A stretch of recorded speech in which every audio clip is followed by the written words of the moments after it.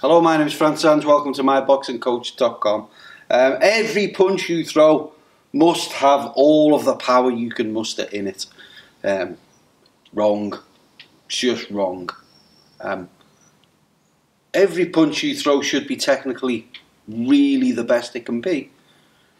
But don't get drawn into the trap of throwing power punches all the time. 100% energy and effort into every single punch. It's not good, right? And we're going to go into details of why that is the case. And I'm going to give you 3 tips to think about why it's great to be dynamic when it comes to using power in punches. Before we get started, why don't you join the thousands of others who've downloaded the book, The Beginner Boxer Toolkit. There is a link down below and there will be a link at the end of the video. In that book you get how to set up your training regime, your own home gym, 7 tips for using the heavy bag, 5 tips for great shadow boxing, how to build power, how to build speed. There's all kinds in there, 64 pages. Put your email address in the box and get hold of your copy. Okay, let's get started. Dynamic punching power. Look, one of the things you see a lot, and I tend to see them at the occasions when I have a little look at these white collar bouts or white collar boxing matches, with the 2 boxers will get in and they haven't had a great deal of coaching and they just try and kill each other with every punch. And it's a bit wild. And after 30 seconds they look like they've been, you know, running up a sand dune backwards whilst trying to deadlift a family car. They look exhausted. That's not a little wonder. It's really tiring to put all of your energy into punching. Fighting's hard anyway. It's got to be one of the toughest things a person can do. So you know, making it even harder by trying to kill and, you know, detonate atom bombs every time you throw a punch, it's really not great. So think about being dynamic. Think about varying the power. And how can we do this? Well, let's take the jab, for instance. The jab's just one of the greatest punches ever. Good clean jab. No elbow flare. I've done a video called 7 Ways to Be More Successful with Your Jab. I'll put a link up top above here. And that goes into quite a lot of detail on how to make your jab the very best it can be. And one of those points is just vary the power. So, okay, just pop it out, as opposed to really sort of stepping in with it or really, you know, putting the energy into that jab. So popping the jab, it's about defusing an opponent, or triggering that opponent. Pop, get the jab, use that jab, vary the power. So you can throw a tap jab, tap jab, tap jab, bang, solid jab, jolt the head back. Great exponent of doing this was Roberto Duran. You know, go and watch Duran if you want to understand how to use that lead hand. You know, it's constantly tapping out, tap, tap, tap. Great way to manage range, find range, keep an opponent managed. So use that jab, vary the power. It's a huge part of any effective boxing strategy. Second tip, tap and whack. And this is about creating a diversion.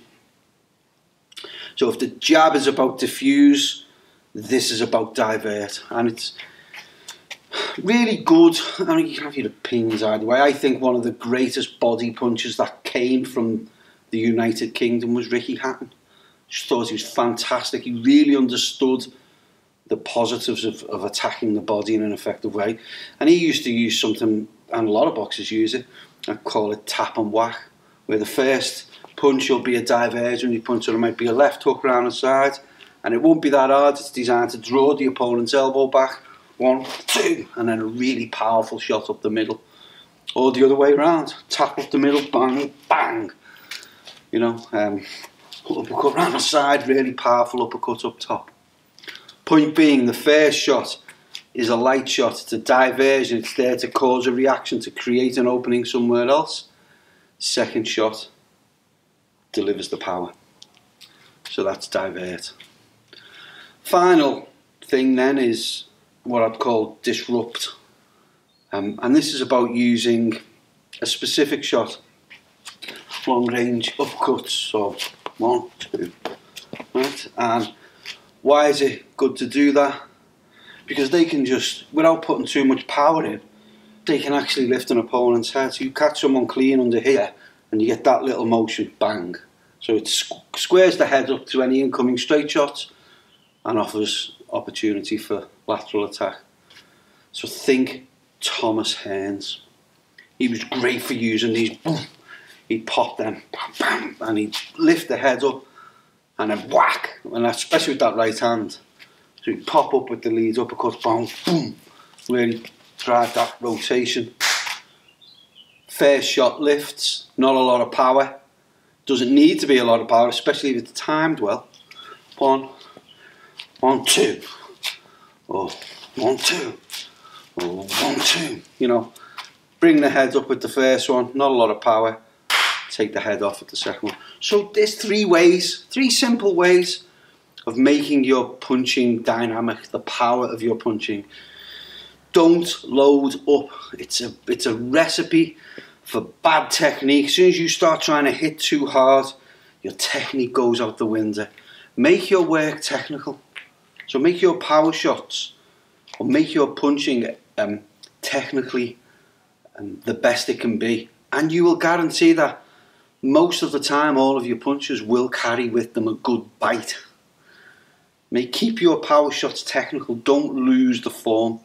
I suppose, not that I know a lot about golf, I've done a little bit, but it's like a golf swing. You see some people, you can see a monster of a man put everything into a golf swing and the ball go barely, whatever, 100 yards. You see a smaller person who's got a great technique, effortless power, ping, the ball flies off into the distance. Great technique gives you effortless power, so don't load up. Be technically great. Okay, I'm going to stop. Don't forget, download your book, The Beginner Boxer Toolkit. Perfect to help you on your boxing journey. My name is Fran Sands and this is MyBoxingCoach.com.